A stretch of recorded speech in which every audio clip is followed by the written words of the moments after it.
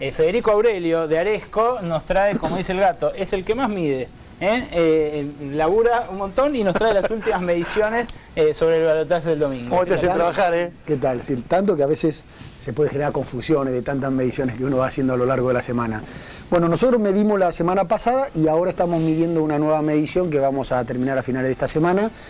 La medición de la semana pasada, proyectando el voto en blanco y los indecisos, tenemos una intención de voto para Larreta de 55 puntos y 45 puntos, por lo tanto, para Lustó en este balotaje. Si tuviéramos que computar, ya sé que los porcentajes no van a incluir el voto en blanco, pero si tuviéramos que computar el voto en blanco, ahora a raíz de toda esta polémica, cobró más relevancia y se nota que hay muchos porteños que están inclinados hacia esa alternativa. Algunos decían 12% de los votos totales. ¿Vos sí, nosotros estamos viendo que puede ser superior a los 5 puntos y va oscilando en algunas de las mediciones, pero en algunas dio 7, en otras dio 8 puntos. ¿No ves un furor? No, es un porcentaje muy importante. Recordemos que en los dos anteriores balotajes no llegó al 2%, es decir, que es una diferencia importante. Hay que tener en cuenta acá que las otras fuerzas políticas que no están disputando el balotaje han dejado libertad de acción a su votante y seguramente muchos de los votantes del Frente para la Victoria hoy están eligiendo a Lustó, por eso tiene un crecimiento importante de los 25 puntos que tuvo en la elección general a los 45 que tiene hoy, pero también hay otro porcentaje de votantes del Frente para la Victoria y de la izquierda que no les gusta ninguna de las dos opciones y están eligiendo el voto en blanco. Hablando de la izquierda, el FIT es una de las fuerzas que ya ha convocado al voto en blanco en este balotaje. Patricio del Corro, candidato a legislador en las últimas elecciones. ¿Cómo ves esta circunstancia en la que se plantea una polarización obligada? Sí, me parece que lo del voto en blanco es una herramienta muy útil. Nosotros el mismo día que terminó la elección con Miriam Bregman convocamos a hacer un fuerte voto en blanco porque nos parece que se intenta hacer una polarización falsa donde se presenta que Lustó puede ser alternativa al macrismo, cuando vemos que en las nacionales van a ir los dos apoyando el mismo Frente Cambiemos.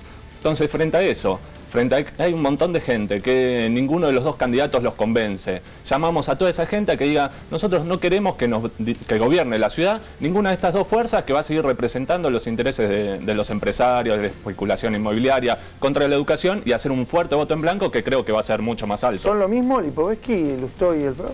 No, claramente no. Primero por trayectoria, ¿no? Digamos, Horacio Rodríguez Larreta, quien viene gestionando esta ciudad junto a Mauricio Macri en estos 8 años, ha hecho un proceso enorme de transformación de la ciudad, que los porteños lo han visto y por eso nos han acompañado con su voto.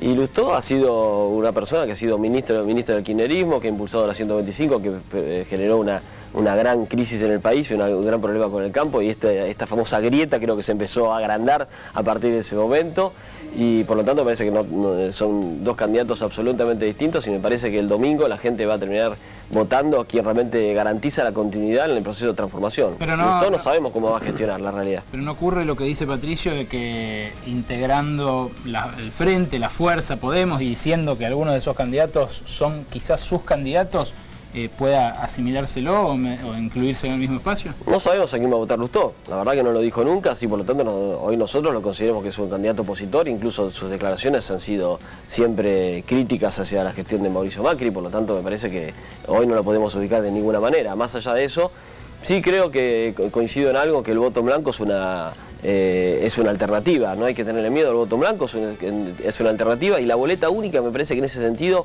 ha sido una buena incorporación, porque realmente en ese punto ahora la gente tiene mucho más claro las opciones, incluida el voto en blanco, y es una opción más y no hay que tenerle miedo, como pareciera que le tiene miedo a Lustó cuando hace esos cuestionamientos sobre la pantalla, ¿no? El tamaño parece que importa para Lustó. Pero te pregunto eso, Patricio, ¿no te da un poco de cosa que al PRO le guste el voto en blanco? No, porque son distintas cosas. Primero, a mí lo que me da gracia, si ustedes veían en los debates para jefe de gobierno, Lustó era el que no quería decir para quién iba a jugar en las elecciones nacionales. Ahora es el PRO el que dice que no quiere decir para quién va a jugar Lustó en las elecciones nacionales, cuando todo el mundo sabe que van en Frente Cambiemos, o sea que van a apuntar al mismo proyecto de país.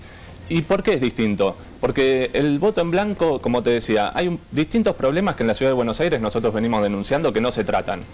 Hoy, por ejemplo, hubo una marcha masiva en apoyo a los docentes y a los padres de Agustín, el chico que, o sea, los familiares del chico que murió en un colegio ahí en Flores, donde asesinado por el su padre a golpes, donde el PRO quiere ir contra los docentes atacando a la educación, cuando, por ejemplo, en ese distrito tendría que haber 12 psicólogos, psicopedagogos y hay 4. Y los hay, es el mismo, no, y hay 4, hay 3 veces menos. Los docentes yo no te interrumpí, por favor, es una falta de respeto. Entonces, una cosa más, es el mismo distrito donde murieron los 2 chicos en el taller de Flores incendiado. De eso no habla Lustó, de eso no habla Macri. El voto en blanco es decir, no queremos que nos gobiernen ninguno de estos dos. ¿Vos decís, Daniel, que está invisibilizada la cuestión social, la problemática social de la ciudad? No, para nada. ¿Crees? No, para nada. Creo que nosotros hemos hecho mucho por lo social. Creamos más de 50 centros de primera infancia. Pero esto que cuenta Nicolás es cierto. No, lo que pasó con el tema de Agustín me parece que primero, no hubo paros en la educación, por el tema de educación en la ciudad en los últimos 4 años, a diferencia de la provincia donde han tenido problemas salariales los docentes durante estos últimos años y todos los años no han podido empezar las clases, en la ciudad de Buenos Aires sí empezaron. Por lo tanto, este es un paro que tiene más que ver con una cuestión política. Venimos de una serie de tomas los de docentes, no me interrumpas, como no te interrumpas, yo te pido lo mismo a vos.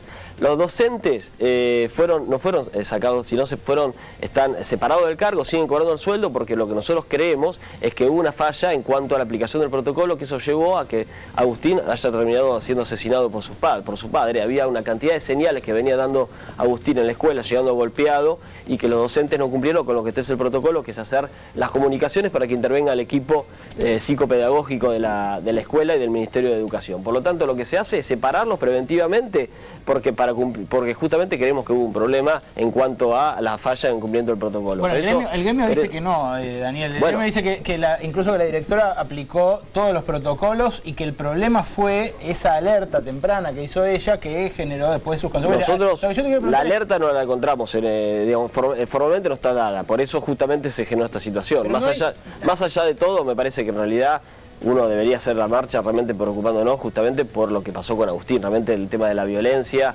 familiar es un problema grave, por eso pasó Ni Una Menos, esta convocatoria que se hizo, esta marcha que se hizo hace unos pocos días, y que realmente lo que nos debe preocupar. Me parece que hacer un paro porque el gobierno separó a 2 docentes por una cuestión donde ha fallecido un alumno en una situación realmente donde para nosotros creemos que se incumplió un protocolo, no amerita que dejemos a todos los chicos de las escuelas públicas de la ciudad sin clases. Me parece que hay un doble discurso muy fuerte del PRO y que siempre termina atacando a los trabajadores. En primer lugar, hoy según el estatuto docente debería haber 330 trabajadores, psicólogos, psicopedagogos trabajando en la ciudad. Hay solo 100. Entonces está completamente colapsada la educación, como se demuestra con la toma de los secundarios, como se demuestra que el nivel el presupuesto de infraestructura es el menor en la historia para la educación pública y crece la matrícula privada. Ahora, es interesante porque el PRO, por ejemplo, hoy Mauricio Macri está confirmado que está procesado por escuchas ilegales. ¿Se lo separa de su cargo? Cuando a la Metropolitana atropella a un chico Nehuen de Parque Patricios, se separa a esos policías, que murió el chico, lamentablemente. Se separa a esos policías de ahí que venían sin sirenas, violando toda la ley. No. Cuando mueren los 2 chicos en el taller de Flores, ¿se separa a los funcionarios que dejaron que eso suceda? No. Ahora, cuando hay un chico que muere por violencia familiar, pero en una situación donde la educación pública está completamente colapsada, el PRO ¿qué hace? Aumentar el presupuesto para que haya más psicopedagogos, más psicólogos, más equipos de gabinete en los colegios. No, de ninguna manera. Ataca a los docentes. Por eso hoy fue muy importante la movilización. Y lo último, él decía, Ni Una Menos, la gran movilización. Desde ya fue una gran movilización de mujeres y nos alegramos, por lo menos nosotros hemos participado. Ahora el PRO bajó el presupuesto de la dirección de mujer del 0,1% al 0,06% del presupuesto para violencia de género. Entonces no se puede tener un doble discurso tan cínico. A ver, primero, la verdad que no sé dónde sacás que la educación pública de la ciudad está colapsada. La única educación pública donde ha crecido la matrícula de la educación pública en contra de la educación privada ha sido la educación pública de la ciudad. Por lo tanto, el colapso no lo veo. Completamente erróneo. Después, no sé de dónde la matrícula privada. Déjame hablar. Pero eso es falso.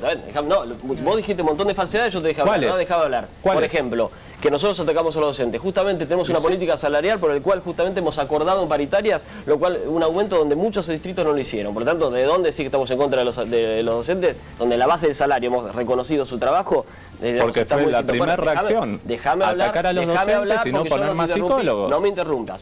Después, Si faltaran asistentes sociales, eso no quita que el docente debió comunicar la situación con respecto a Agustín. Por lo tanto, si hay una situación donde se incumple un protocolo, nosotros tenemos derecho a separar a ese docente hasta que se aclare la situación, porque está en juego la vida de niños. No es poca cosa. Entonces, por eso justamente por eso, déjame hablar porque estoy hablando yo. No me interrumpa, porque si no, cada vez que hable vos interrumpo. Bueno, es un debate igual, debatan, nosotros miramos. Okay. Entonces, me parece que en este caso en particular, este paro es un paro político a 3 días de las elecciones, con gremios que son opositores, no están identificados políticamente con el gobierno de la ciudad, y por lo tanto son opositores, y por lo tanto es un paro político a pocos días de las elecciones.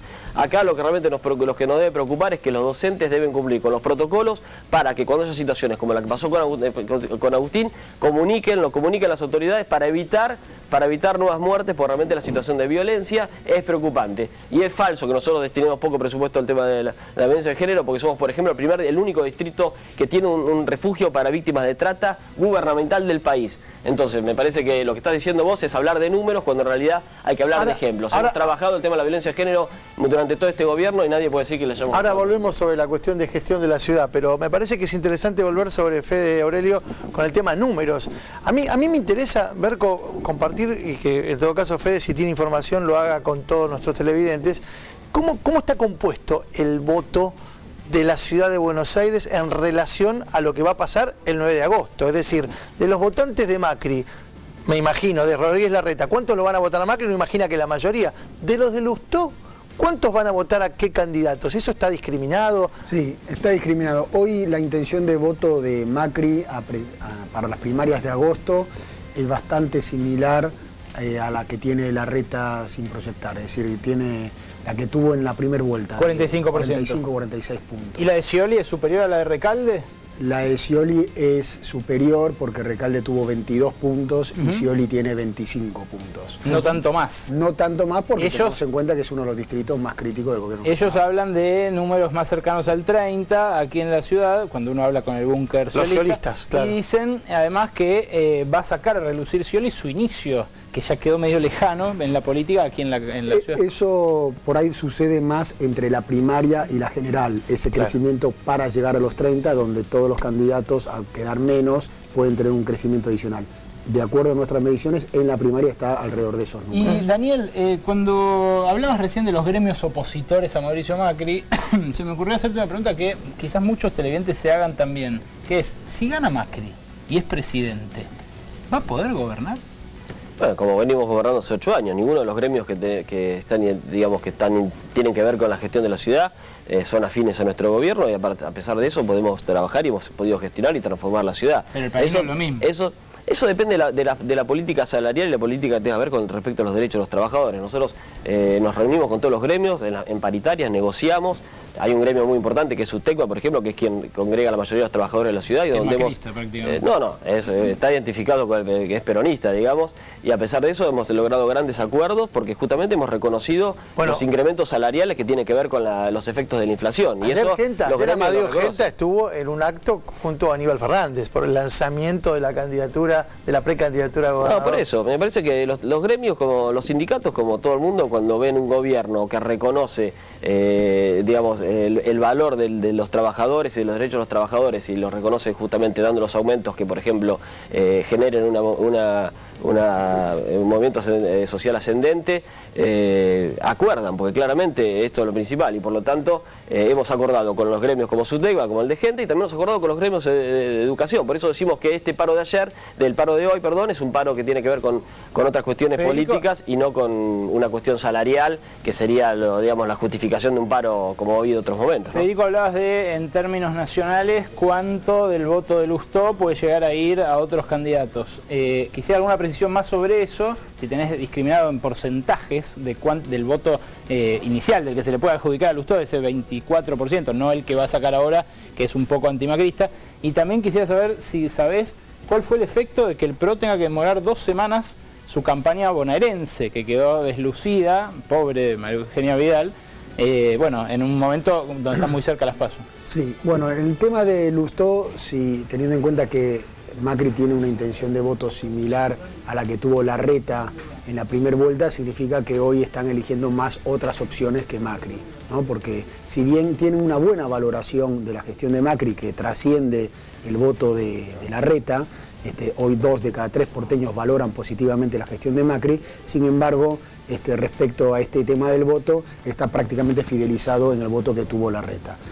Respecto a la cuestión bonaerense, seguramente al PRO le hubiera gustado tener más tiempo en concentrarse en este distrito, el más importante del país, pesa 38% del electorado nacional, donde la diferencia entre el Frente para la Victoria y el Frente Cambiemos es superior a los 15 puntos. ¿Cuánto a cuánto? Está en 42 a 27, 42, 26, que si lo llevas a lo que pesa nacionalmente, es el sustento de en nuestras mediciones, de los 7 puntos que tiene diferencia a nivel nacional el Frente para la Victoria, casi todos son generados en la provincia de Buenos Aires. Bueno, los tres, muchísimas gracias por haber participado de este debate nacional.